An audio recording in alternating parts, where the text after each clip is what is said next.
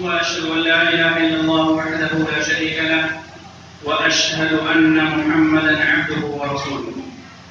يا أيها الذين آمنوا اتقوا الله حق تقاته ولا تموتن إلا وأنتم مسلمون. يا أيها الناس اتقوا ربكم الذي خلقكم من نفس واحدة وخلق منها زوجها وبث منهما رجالا كثيرا ونساء واتقوا الله الذي تساءلون به والأرحام إن الله كان عليكم رقيبا. يا أيها الذين آمنوا اتقوا الله وقولوا قولا سديدا يصلح لكم أعمالكم ويغفر لكم ذنوبكم ومن يطع الله ورسوله فقد فاز فوزا عظيما. أما بعد فإن خير الحديث كتاب الله وخير الهدي هدي محمد صلى الله عليه وسلم وشر الأمور محدثاتها وكل محدثة بدعة وكل بدعة ضلالة وكل ضلالة في النار. فأعوذ بالله السميع العليم من الشيطان الرجيم. بسم الله الرحمن الرحيم. ولقد بعثنا في كل أمة رسولا أن اعبدوا الله واجتنبوا الطاغوت. عن ابن عمر رضي الله عنهما قال قال رسول الله صلى الله عليه وسلم: بني الإسلام على خمس: شهادة أن لا إله إلا الله وأن محمد رسول الله وإقام الصلاة وإيتاء الزكاة والحج وصوم رمضان. متفق عليه. معزز حاضرین، بزرگوں، ساتھیوں، نوجوانوں، پیارے بچوں، پردہ-نشین مائیں اور بہنیں، آج یہ پروگرام اس مسجد کے اندر منعقد ہو رہا ہے اور آپ کی دل جمعی، آپ کا پورے شغف کے ساتھ، لگن کے ساتھ، دل جمعی کے ساتھ اس پروگرام میں بیٹھنا، سننا، آپ کی حاضری اور جن لوگوں نے بھی اس پروگرام کا انعقاد کیا، اس کے لیے محنت کی، کسی بھی طریقے کا تعاون کیا، تمام لوگ واقعی قابل مبارکباد ہیں. اللہ تعالیٰ تمام لوگوں کی محنتوں کو قبول فرمائے اور ہم لوگ یہاں پہ جو کچھ بھی سنے ہیں اور سنیں گے وہ باتیں انشاءاللہ قرآن و حدیث کے مطابق ہوں گی. اللہ تعالیٰ ہمیں اور آپ کو اس پر عمل کرنے کی توفیق عطا فرمائے. خطبہ مسجدہ کے بعد میں نے سورہ نحل کی ایک آیت پڑھی ہے. ایک آیت کا ایک حصہ پڑھا ہے، ایک ٹکڑا پڑھا ہے، جس کے اندر اللہ تعالیٰ بیان فرماتا ہے کہ ہم نے ہر امت کے اندر ایک رسول بنا کر کے بھیجا اور بھیجنے کا جو مقصد تھا وہ مقصد کیا ہے؟ لوگوں کو طاغوت سے، لوگوں کو ایک اللہ کی عبادت کی طرف بلائے اور طاغوت کی عبادت سے بچائے، لوگوں کو توحید کی طرف دعوت دے اور شرک سے بچائے. طاغوت کہتے ہیں کل ما عبد من دون اللہ، ہر وہ چیز اللہ کے علاوہ جس کی بھی عبادت کی جائے اس کو طاغوت کہا جاتا ہے.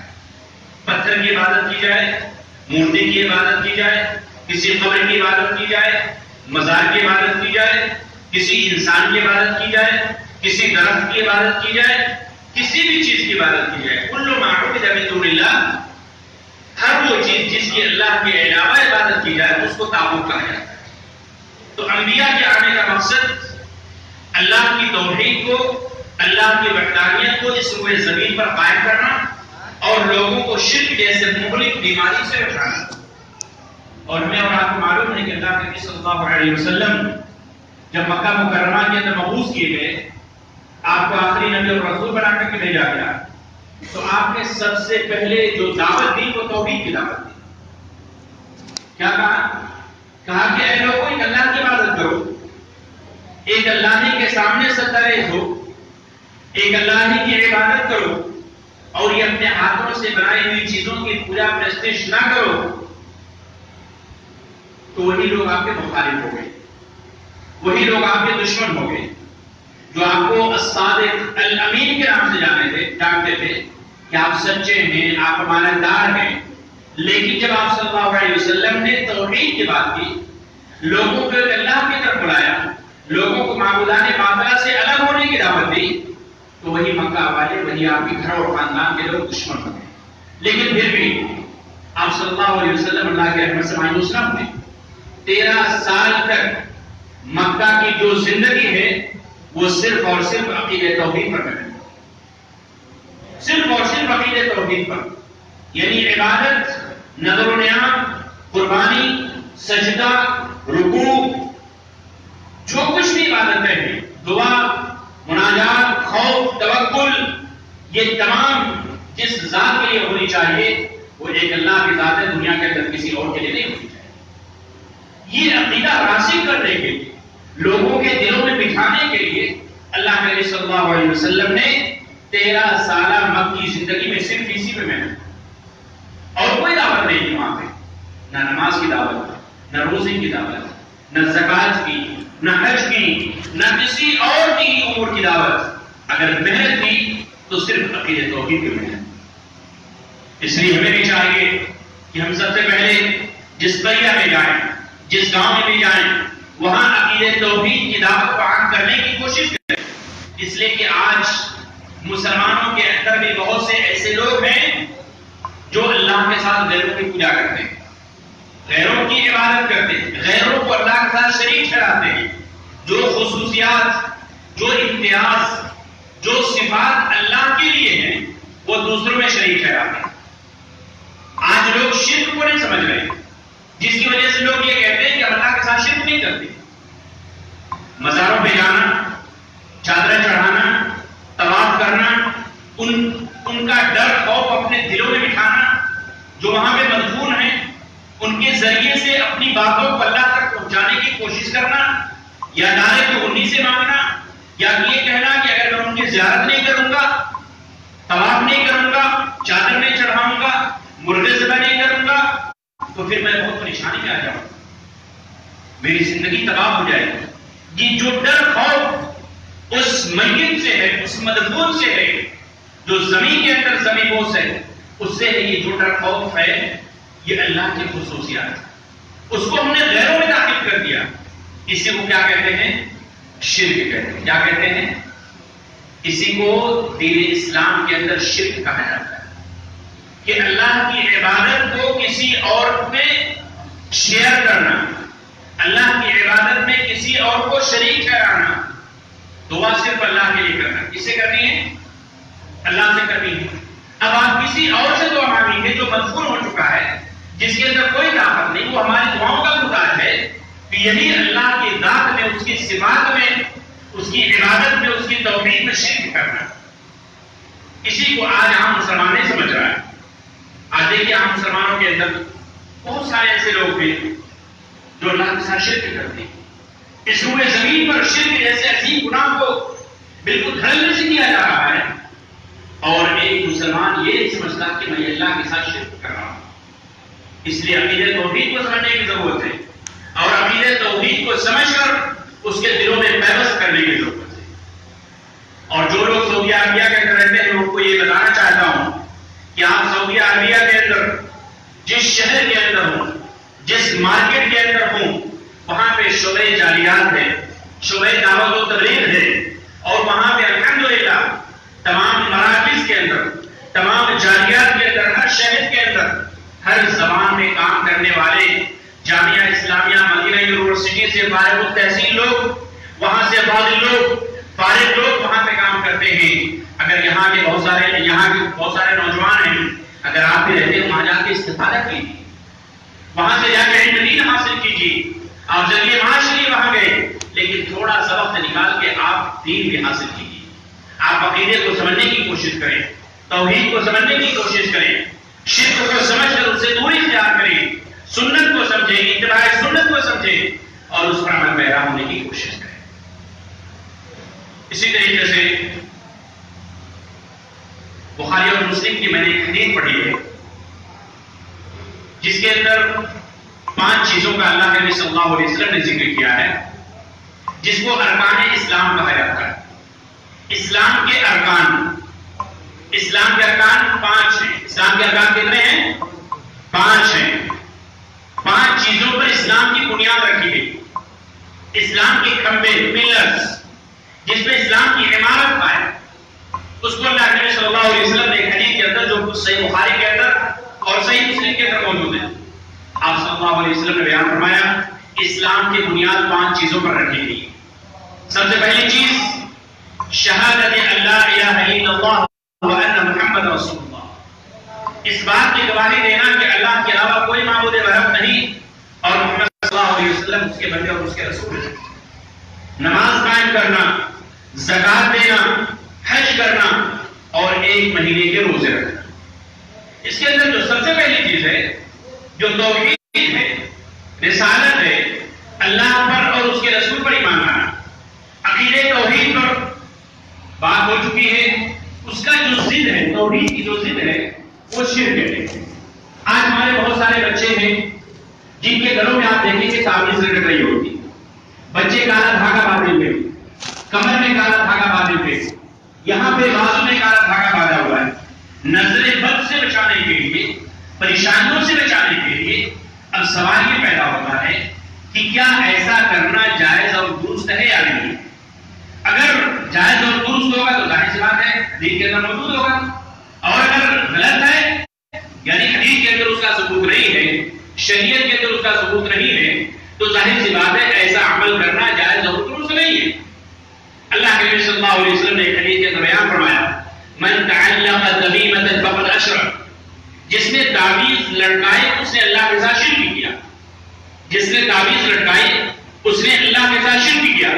ایک دوسری حدیث کے اندر اللہ کے نبی صلی اللہ علیہ وسلم نے بیان فرمایا اگر کوئی شخص اپنے مستقبل کو پوچھنے کے لیے، مستقبل کے بارے میں جانچنے کے لیے اپنی پریشانی کو لے کر کسی کے پاس گیا، بہت سارے شعبہ باز ہمارے معاشرے میں مستقبل کے بارے میں بتانے والے، غیب کا دعویٰ کرنے والے جاتے ہیں. آپ جائیے ان کے پاس، آپ کی زندگی کے بارے میں بہت ساری باتیں کہیں گے، یہ ہاتھوں کی لکیریں یہ سب دیکھ کر بتائیں گے. اللہ کے نبی صلی اللہ علیہ وسلم نے کہا اگر کوئی بھی شخص ایسے لوگوں کے پاس جاتا ہے من اتا کاہنا او عرافا فسأل، اور اس سے سوال کیا، پوچھا، لم تقبل له صلاة 40 یوما، اس کی 40 دن کی نماز قبول نہیں ہوتی. صرف پوچھنے سے، سوال کرنے سے. اور ایسے مسلمانوں میں بھی ہیں، غیر مسلموں میں بھی، غیب کا دعویٰ کرنے والے، شعبہ باز، ستاروں، نجومیہ اور نہ جانے کون کون سے شیطان کی آوازوں سے تعاون کرتے ہوئے، ان کی مدد لیتے ہوئے غیب کا دعویٰ کر کے لوگوں کی ایمان کو خراب کرتے ہیں، لوگوں کی دنیا اور ان کی آخرت کو تباہ اور برباد کرتے ہیں. اللہ کے نبی صلی اللہ علیہ وسلم نے کہا صرف سوال اگر کوئی جا کے کرتا ہے تو اس کی 40 دن کی نماز قبول نہیں ہوتی. اور اگر وہی شخص جو کچھ اس نے بتایا اگر آپ نے اس پر ایمان، اگر آپ نے اس کی تصدیق کر لی، اس پر ایمان لے گئے، ہاں یہ جو کہہ رہا ہے صحیح ہے، اس کے مطابق عمل کرنا شروع کر دیا، آپ نے ایمان لے آیا اس کی باتوں پر، تو فقط کفر بما انزل علی محمد صلی اللہ علیہ وسلم، تو گویا کہ اس نے محمد صلی اللہ علیہ وسلم پر لائی ہوئی شریعت کا انکار کیا. اتنا اہم معاملہ ہے، بڑا ہی سنگین معاملہ ہے. لیکن دیکھیے ہمارے معاشرے کے اندر بچوں کے گھروں میں دیکھیے تعویذ لٹک رہی ہیں، لوگ کہتے ہیں قرآن کی تعویذ ہے، لیکن اللہ کی قسم اگر آپ کسی کی بھی تعویذ نکال کے دیکھیں، پھاڑ کے دیکھیں، تو آپ کو اس کے اندر نہ قرآن کی ایک آیت ملے گی نہ اس کی ایک دعا ملے گی. صرف اور صرف کیا ملے گا آپ کو؟ نمبرات ملیں گے، آلات ملیں گے، آپ گنتیاں ملیں گی، آپ اور ایسے ایسے جملے لکھے ہوں گے کہ آپ پڑھ نہیں سکتے، سمجھ نہیں سکتے. تو میرے سے ساتھی، یہ غیر اللہ کے ساتھ، یہ اللہ کے ساتھ شرک کرنا ہے. یہ ہمارا اللہ کے ذات پر بھروسہ ہونا چاہیے. بیماری اللہ کی طرف سے، شفا اللہ کی طرف سے، بخار اور دیگر بیماریاں اللہ کی طرف سے ہوتی ہیں، لیکن شفا دینے والا بھی کون ہے؟ اللہ کے ساتھ. وَإِذَا مَرِضْتُ فَهُوَ يَشْفِينِ، بیمار میں ہوتا ہوں شفا کون دیتا ہے؟ اللہ رب العالمین شفا دیتا ہے. قُلْ يَا أَيُّهَا النَّاسُ قَدْ جَاءَتْكُم مَوْعِظَةٌ مِّن رَّبِّكُمْ وَشِفَاءٌ لِّمَا فِي الصُّدُورِ. لوگ کہتے ہیں کہ جب قرآن کو اللہ تعالیٰ نے شفا کہا ہے تو قرآن کو پڑھ کر باندھنے میں، لکھ کر باندھنے میں کیا حرج ہے؟ میرے سے ساتھیوں، بزرگوں، اللہ تعالیٰ نے قرآن کو شفا کہا، اس میں کوئی شک نہیں. قرآن شفا ہے. قرآن کی بہت ساری آیات، سورتوں کو پڑھ کر دم کرنا، جیسا کہ معوذتین، سورۃ الفلق، سورۃ الناس کے بارے میں آتا ہے کہ آپ صلی اللہ علیہ وسلم پڑھ کر اپنے اوپر دم کرتے ہیں. آخری عمر میں جب آپ صلی اللہ علیہ وسلم کے پاس طاقت نہ تھی تو حضرت عائشہ رضی اللہ تعالیٰ عنہا پڑھ کر آپ کے اوپر دم کیا کرتے. لیکن اس کو تعویذ بنا کر، اس کو لکھ کر گلے میں لٹکانا، اس کا کہیں بھی ثبوت نہیں ہے، نہ قرآن کے اندر ہے نہ حدیث کے اندر ہے. اس لیے قرآن سے شفا حاصل کیجیے، لیکن شفا حاصل کرنے کا طریقہ جناب محمد رسول اللہ صلی اللہ علیہ وسلم نے جو بتایا ہے اسی طریقے سے حاصل کیجیے۔ لیکن افسوس کا مقام ہے آج ہمیں قرآن پڑھنے کی فرصت نہیں، قرآن کا ترجمہ ہم نہیں پڑھیں گے۔ قرآن آنکھوں کی زینت ہے، گھروں کی زینت ہے، جزدان کی زینت ہے۔ جب کوئی مناسبت آتی ہے تو قرآن کو اٹھایا جاتا ہے، قسم کھانا ہے تو قرآن کو اٹھایا جائے گا، کسی کا انتقال ہو گیا تو پڑھ کے بخشنے کے لیے قرآن اٹھایا جائے گا، کوئی اور مناسبت ہے تو قرآن اٹھایا جائے گا۔ لیکن قرآن کا جو مقصد ہے، قرآن جو ہماری زندگی کے لیے نور ہے، راہ ہدایت ہے، ہمارے لیے زندگی جینے کا ایک سلیقہ ہے، اس قرآن سے جس طریقے سے فائدہ ہمیں اٹھانا چاہیے اس طریقے سے ہمیں اٹھایا۔ ظاہر سی بات ہے جب بیمار ہوتے ہیں ڈاکٹر کے پاس جاتے ہیں، اب طبیب ڈاکٹر جو ہوتا ہے جو بھی دوا دیتا ہے، سیرپ ہے، ٹیبلٹ ہے، جو کچھ بھی ہے، اگر ڈاکٹر کے کہنے کے مطابق اگر آپ دوا کا استعمال کریں گے تو ظاہر سی بات ہے فائدے کی امید کی جا سکتی ہے، اللہ تعالیٰ شفا دے گا۔ لیکن ڈاکٹر کے کہنے کے مطابق آپ نہیں استعمال کریں گے، ایک ٹیبلٹ ڈاکٹر نے کہا استعمال کرنے کے لیے آپ نے 2 کھا لیا، آپ نے 3 کھا لیا، ایک 5 ml آپ کو سیرپ استعمال کرنے کے لیے کہا، آپ نے جو ہے 10 ml پی لیا، 15 ml پی لیا، یا اس سے بہت ہی کم استعمال کیا، تو آپ کو نقصان ہوگا کہ فائدہ ہوگا؟ نقصان ہوگا، ظاہر سی بات ہے، ہر شخص کے لیے نقصان ہوگا۔ اسی طریقے سے قرآن شفا ہے، شفاء لما فی الصدور، دل کی جو بیماریاں ہیں، شرک کی بیماریاں ہیں، نفاق کی بیماریاں ہیں، حسد کی بیماری ہے، کینہ ہے، بغض ہے، یہ سب جو دل کی بیماریاں ہیں ان تمام بیماریوں سے شفا ہے۔ لیکن شفا حاصل کرنے کا جو طریقہ قرآن کے اندر اور نبی کریم جناب محمد رسول اللہ صلی اللہ علیہ وسلم کی سنتوں کے اندر بتایا گیا ہے، اس کے مطابق اگر آپ حاصل کریں گے تو انشاءاللہ ضرور آپ کو شفا ملے گی۔ تو کہنے کا مطلب یہ ہے کہ اس پورے زمین پر جہاں اللہ پر ایمان لانے والے بے شمار بندے ہیں، وہی ایمان لانے کے بعد بھی اللہ کے ساتھ شرک کرنے والے بے شمار بندے ہیں۔ اس لیے ہمیں توحید کو سمجھنے کر، توحید کو اپنانے اور شرک کو سمجھ کر شرک سے دوری اختیار کرنے کی ضرورت ہے۔ دوسری بات کہتے ہیں توحید کے اندر کیا ہے؟ محمد رسول اللہ۔ میں اس بات کی گواہی دیتا ہوں کہ محمد صلی اللہ علیہ وسلم اس کے بندے اور اس کے رسول ہیں۔ یہ رسالت پر ایمان لانے کا مطلب کیا ہے؟ ہم ایمان لائے الحمدللہ، اللہ کا جتنا بھی شکر ادا کرے اتنا کم ہے۔ اللہ نے ہمیں ایمان کی دولت سے نوازا، ہم ایک اللہ کی عبادت کرنے والے اور آخری رسول کے امتی ہیں، آپ پر ایمان لانے والے، یہ اللہ تعالیٰ نے ہمارے اوپر عظیم احسان کیا ہے۔ اس عظیم احسان کا اللہ کے بارگاہ میں شکر ادا کرنا چاہیے۔ محمد رسول اللہ صلی اللہ علیہ وسلم کی رسالت پر ایمان لانے کا مطلب یہ ہے آپ صلی اللہ علیہ وسلم کی جو رسالت، آپ کا جو پیغام، آپ کے اوپر لائی ہوئی شریعت، وہی ہمارے لیے کافی ہے۔ اس میں نہ کسی کمی کی گنجائش ہے، نہ کسی اضافے کی گنجائش ہے کہ نہیں؟ اب ظاہر سی بات ہے دین مکمل ہو گیا کہ نہیں مکمل ہو گیا ہے؟ مکمل ہوا کہ نہیں مکمل ہوا ہے؟ یا اس میں کسی کمی اور اضافے کی گنجائش ہے؟ نہیں ہے۔ شریعت مکمل ہے۔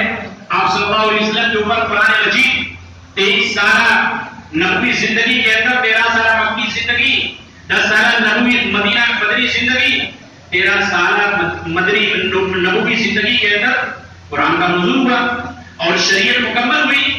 اللہ تعالیٰ نے حجۃ الوداع کے موقع پر آخری آیت نازل فرما دی، الیوم اکملت لکم دینکم واتممت علیکم نعمتی۔